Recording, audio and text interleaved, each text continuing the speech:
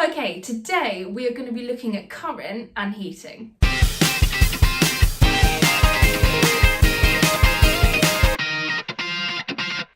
Take a piece of wire and zoom in. Further than that. Perfect. So here we have a diagram of what is going on inside our metal. We're going to use the word lattice. It's just a fancy way of saying pattern. And it is a lattice of positive ions. If you're unsure of what an ion is, check out the video on atoms and ions. In between these positive ions, you have a sea of delocalized electrons. And these electrons are free to move through your wire. This picture is identical to when we first looked at current. It's literally identical because I used the same graphic. So as these electrons move through the wire, they bump into these positive ions as they go.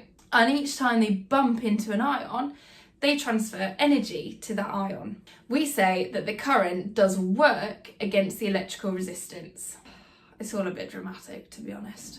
Anyway, this effect causes the metal to heat up, and that heat or thermal energy gets dissipated to the environment. The more those ions vibrate, the hotter the metal is. So in order to get a maximum heating effect, we need those electrons to collide more frequently. In order to do that, we can either increase the current, and therefore we're increasing the number of electrons per second that are flowing through the wire, or we can increase the resistance. An increased resistance comes from our ions vibrating more, making it more difficult for the electrons to get through the wire. You'll have heard of vicious cycle before. Well, here's one for you. The more the electrons collide with the ions, the more those ions vibrate, the harder it makes it for the electrons to get through. The more they collide with those vibrating ions, the higher the resistance and the higher the temperature, until eventually my electrons can no longer flow through the wire. It's not ended well for the electrons, that. So the question is this heating effect a good thing or a bad thing? Now, from your initial impression, you may think bad.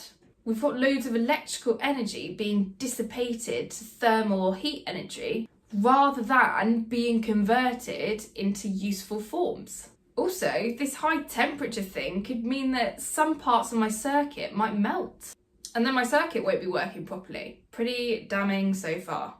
But let's have a little look at the other side of this debate. There are actually some great uses for this effect. Like, what if we want some thermal energy? For example, in a toaster, we can use high resistance wires so that a lot of energy gets converted into thermal or heat energy. And who doesn't love toast? And what about fuses?